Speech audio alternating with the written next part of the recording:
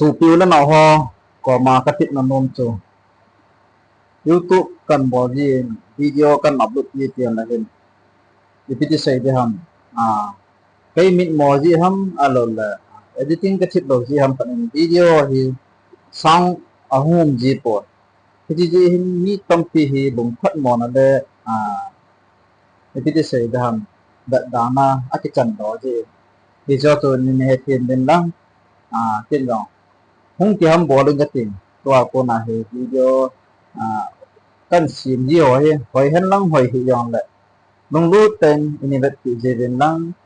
năm phật lệ rõ phật lệ số thì thật ý hi nấu trên cái support tu tin subscribe yong anh cái bỏ tu tin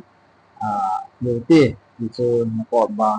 nhẹ nhàng lệ tạo nó cần để hình tin video thì tu cái cả lòng kan sim man còn nó sẽ đóng trên ham thật rõ sim lệ còn thật nó ta kan sim là hen asang henum chít gì còn thì chân jadi kan bawa kit gì atam rồi cho có mình yang han là thường anh sử dụng ông gì nan yang này cho cái phải rồi gì còn yang cái thật lắm mà gì cho tôi nghe thêm mình đang